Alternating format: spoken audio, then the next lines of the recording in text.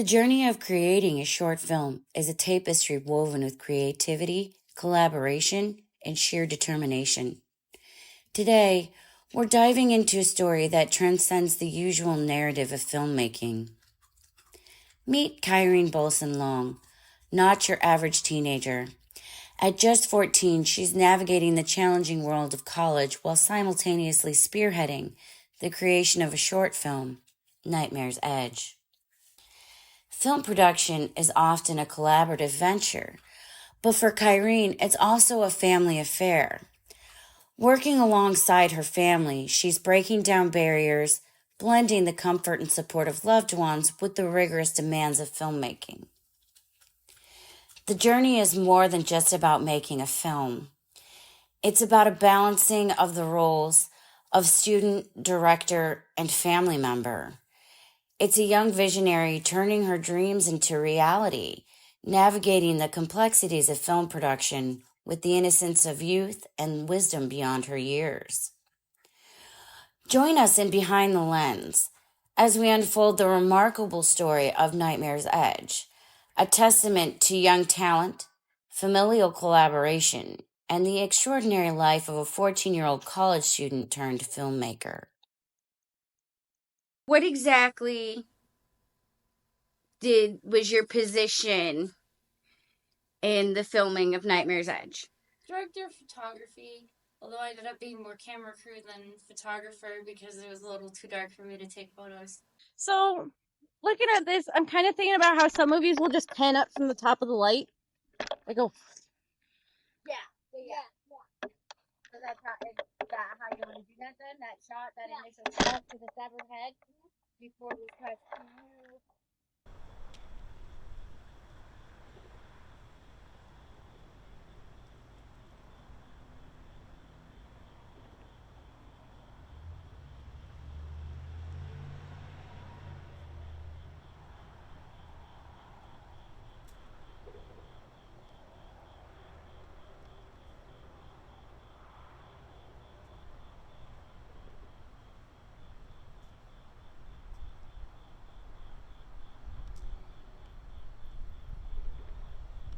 So I understand that you had to fill multiple roles in the production of Nightmare's Edge. Can you tell us what those were and a little bit about what you had to do for each position? So I was prop masters, hair and makeup, set design, and I operated the boom make for a little bit.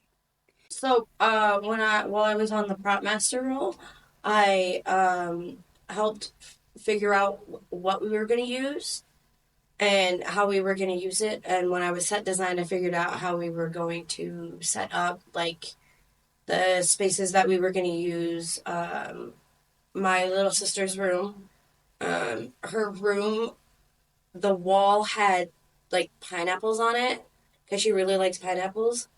But she wanted a black background with like a starry moonlight on the wall. So we went and got a retired theater curtain and we stapled it to her wall to cover the pineapples for the time. Ken, can you share your insights into the process and craftsmanship of constructing the props used in the film?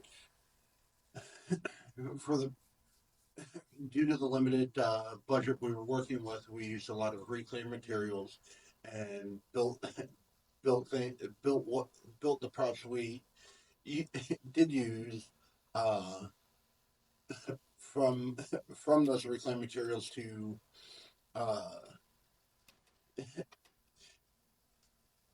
and in using those reclaimed materials that allowed us to get an aged look for the things that we wanted to look older without having to use more expensive artificial aging techniques. Could you tell us about your vision and direction for Nightmare's Edge? My vision for Nightmare's Edge was to represent my nightmares and what I usually see when I dream because of how often I watch horror content due to me having a fascination with it. It's also my direction with it though was to purposefully make the viewers scared, but not give them that satisfaction of a jump scare that they were expecting. So no release of their tension. No release of their tension. So Kyrene, you were the director for Nightmare's Edge. What was it like playing those multiple roles? Director, you were the sole cast member, the teenager, the protagonist. Tell us about that. It was quite chaotic because one, I had to kind of determine where cameras would be. I had to location scout, and then I had to take multiple takes with me screaming, multiple takes with me running down the street, which hurt quite a bit, but it's okay because I don't have to do that anymore. Really, and I had to actually wear shoes running down that hill because of the danger of accidentally getting stung by a scorpion or any bug that may have been on the ground. A portion of the film, it looks like you are outside of your body.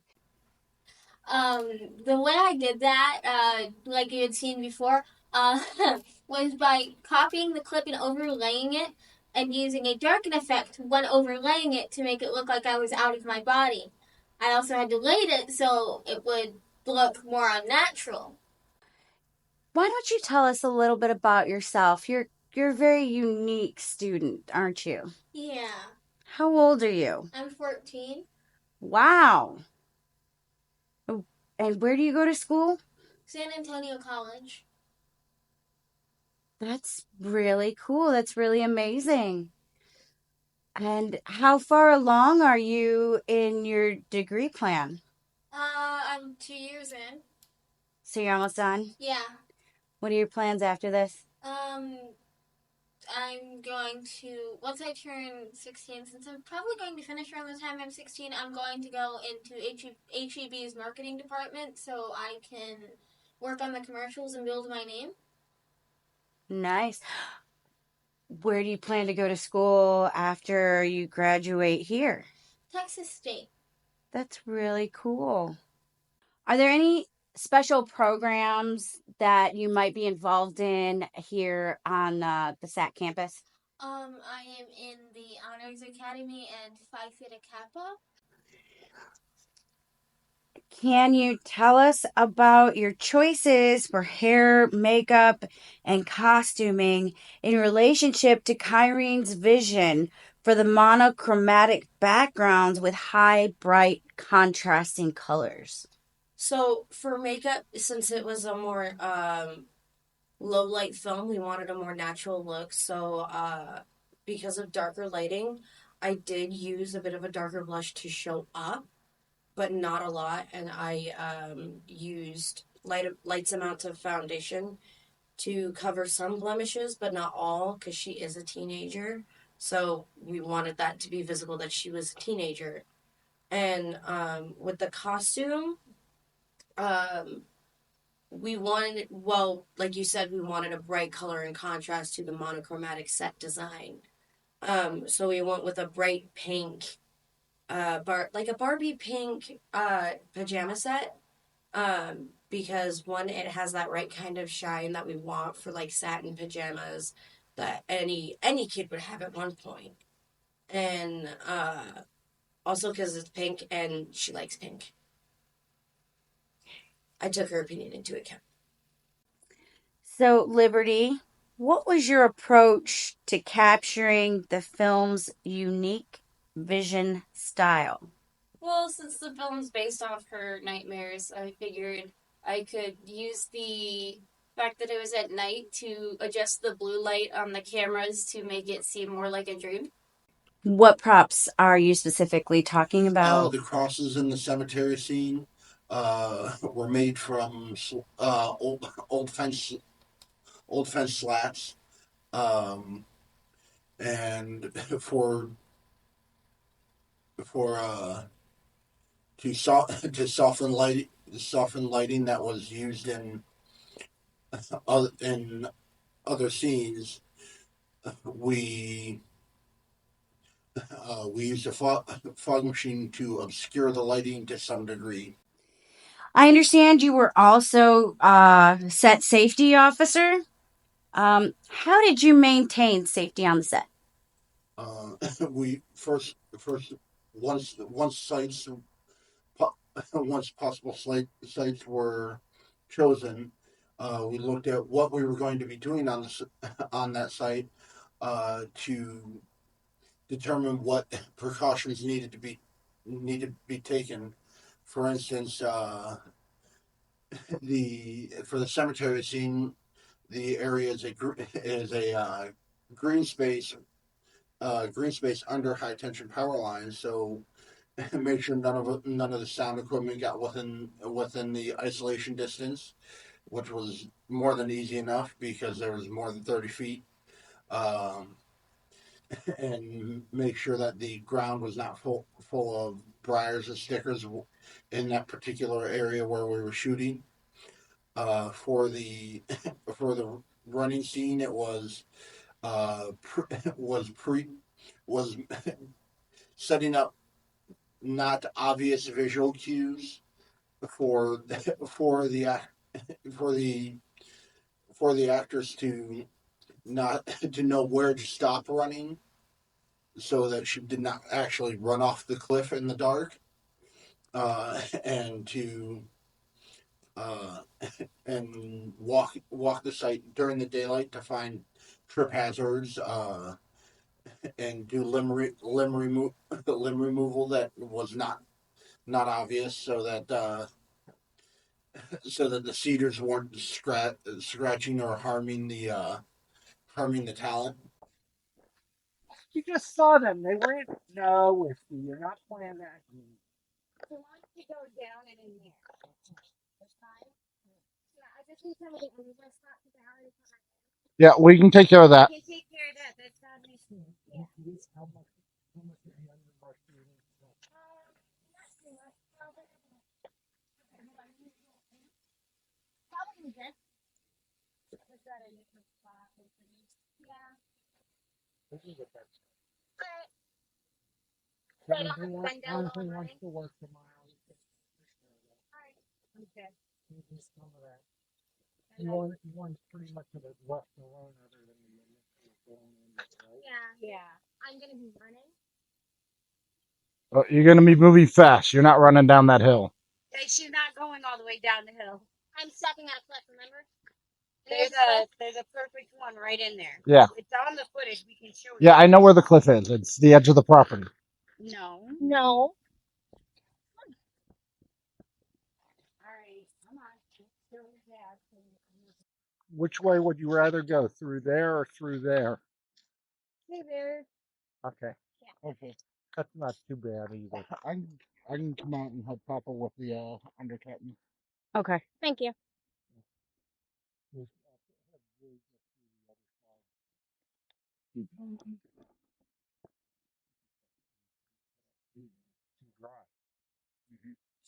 You need wet wood to cut it? No, it just needs to be wet in general. Yeah. Because what happens is that you get a spark, and these pine needles and stuff, that if there are pine needles around in that or this dead grass, you get a spark, it can turn it on fire, put it on fire. Like the one hillside. And if you got a wind, it'll blow it all over the place. Yeah, like we saw the friggin' chart out hill. Violet was talking about cans out here, can lighting. Using the cans we have. Yeah. Yeah, and I have like a handheld light. Oh, we have some LED power lights. Yeah. I'm just, I, is it going to be possible to use those out here? Yeah, they don't get hot. Okay, I just want to make sure because. Yeah, my handheld light doesn't get hot either. We could bring one or two out over here with an extension cord. Okay. Yeah, and my handheld light doesn't get hot either, and you can adjust how bright the light is with the knob on the back and change the mode. How did you feel working with family members? It's funny. It can go either way. Usually, usually it leads to a lot of laughs, guffaws, stress. Uh, trying to get everything just right, and knowing that if you get into a disagreement over how to do something, you still got to deal with them afterwards. Chaos. That's how I would describe it, because I live with these people every day and I struggle to get along with them sometimes. So how did you feel about working with your family? How did that happen? How did you happen to have to work with your family? Two of my other classmates had dropped out, but it was okay because I do love my family, and it was really fun to work with them, but also really chaotic. Chaotic. What do you mean by chaotic? A lot of stuff went down. There are a lot of bloopers where where we were like cursing at each other, but in a friendly family way. Oh my. Aren't you a little young to be using those words? No.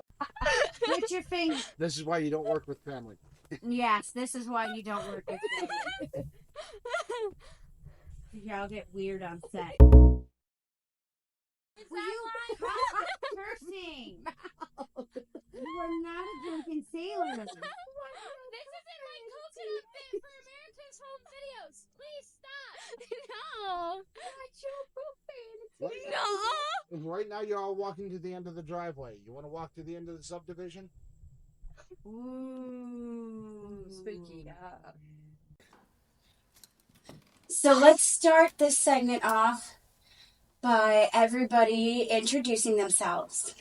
Starting with me. Yes, starting with you. I'm Violet. I'm the prop master, hair and makeup, costume, and set design. I'm Ken, site safety and prop construction. I'm Kyrene. I'm the director and the sole member of the cast, the teenager. I'm Liberty. I'm director of photography and camera crew. And I am Elizabeth. I've been your interviewer, this off-camera interviewer this whole time. And I'm also the executive producer of Nightmare's Edge. All right, guys.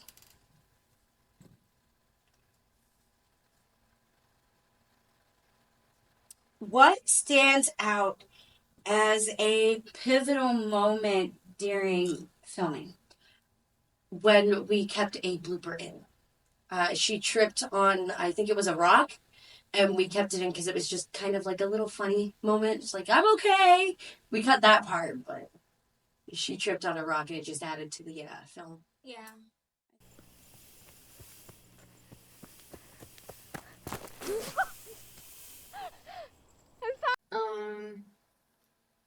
I think my pivotal moment, at least, was getting to play with camera lighting, because it's important to have good lighting in any film, and to specifically make it feel like you're actually in her nightmare is really important for the horror field. Yeah, not the tripping.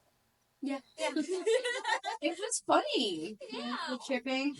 It was that and me whispering into the boom mic, like, can you hear me?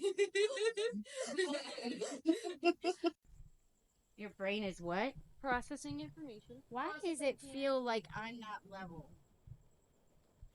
Probably because you aren't. Can you hear me? Yes, I can hear you perfectly clear. Okay, we're white balanced. You can move. Do you guys have any other favorite or funniest moments? Oh, the sensory nightmare of watching her brush her teeth. As much as it's important to brush your teeth, listening to someone else do it is really annoying. I think one of my favorite parts was, I think like, the when we were filming the running in our grandmother's, on our grandmother's property,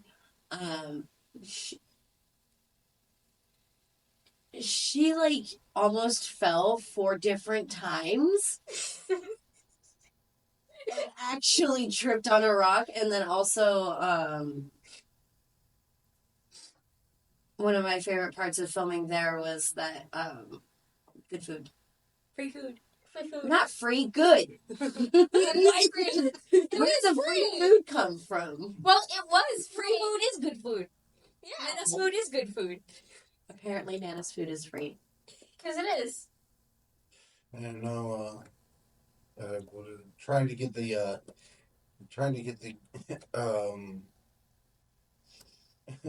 the crosses to actually stand up in Dirt Creek. Oh, yeah. I remember us trying to hammer those in, and they just would not go down. And if they did manage to go down, some of them were like falling backwards or completely falling down. But I did like how it created that kind of tilted look on some of them. The skewed aged aesthetic. Yeah, it made it look a little older. One of them broke while you were hammering them.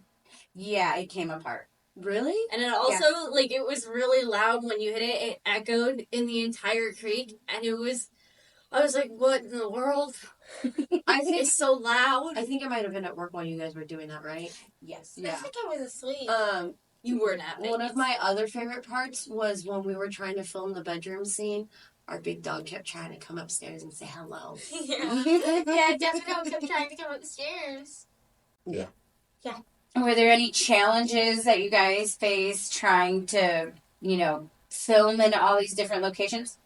Oh, my feet were hurting pretty badly after those multiple takes running down the street. And so was my throat when we had to do multiple takes of me screaming.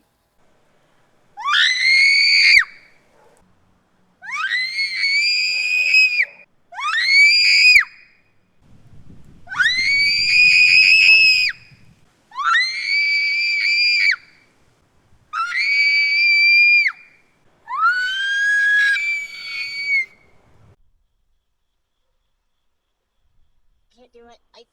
It won't. I didn't like filming in the bathroom.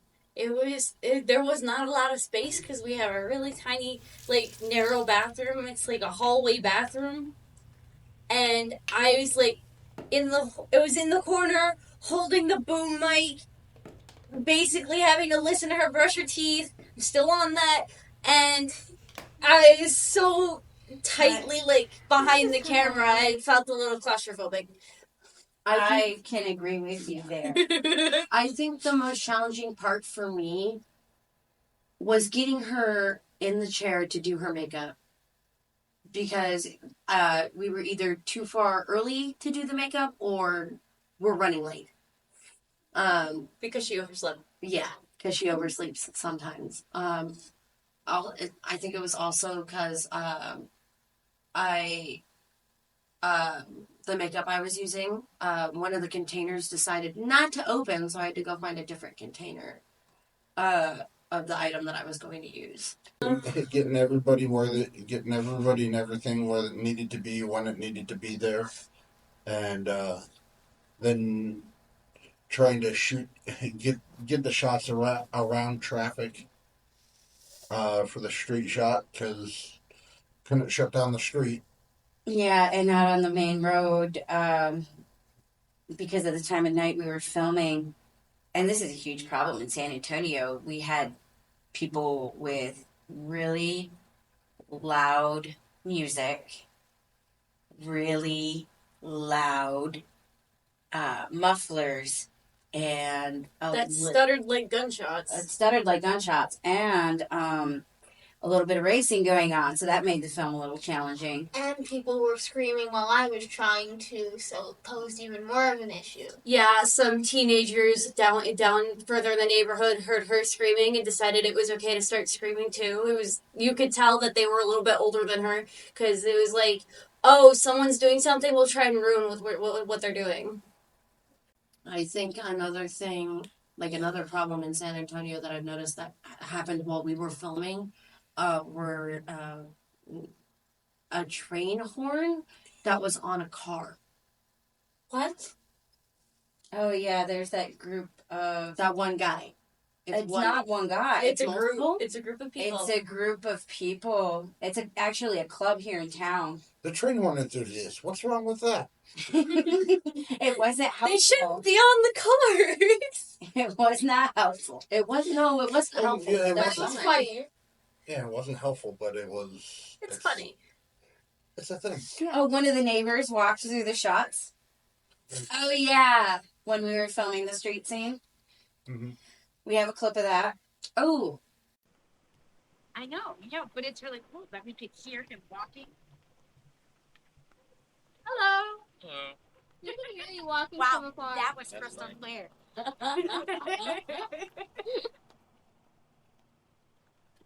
Hi. Hi, Leslie. Hi guys, how's it going? Pretty good. All right, Kitty, you ready to get back up? I think another challenge was handling the smell of the fake blood that we used. Oh, yeah. Oh my god. Spaghetti squash smells so bad. It smells so good at the same time. It was because of the mixture of the stuff we used to create the look of blood. Yeah, strawberry syrup and ketchup does not smell great. It's strawberry syrup, ketchup, spaghetti squash, and Barbecue sauce. barbecue sauce. Does not smell good together. No, but it also It's smells like I walked behind a Taco Bell trash can. or walk into a Taco Bell bathroom. It didn't help that we made it the day beforehand, and it was hot, so it fermented a little. Yeah, it just was not. And it wasn't helping that dogs were trying to eat it. No, it was not helpful that Daffodil and Poppy were trying to eat it. Sometimes Daisy. I also like when I was mixing it. I pressed my hand onto the the mosquitoes, the whatever the hell that thing is. The awning fabric. Yeah, the awning fabric. I stuck my hand onto it. Her and now handprint's it's still there, dude. Yeah, it's still there. It's faded and it looks a little gross, but it's still there. Yeah, I think it's cool. You didn't notice it? oh, I noticed it. I did. So I guess that's it, guys. Thank you for coming in and taking the time out of your day to shoot these interviews. It's greatly appreciated. Oh, family, what do you expect? Yeah. I mean, we came in the car with you, Mom. Yeah. Yeah. We had no choice. We had no We choice. kind of had. Are you serious? No, I'm not serious. At least I have my own separate escape vehicle. Yeah, I have to go with you so I can get ready for work. I don't have my wallet, so I can't escape via bus. I have my wallet. All right. Now. Okay. I think we can. I'm hungry.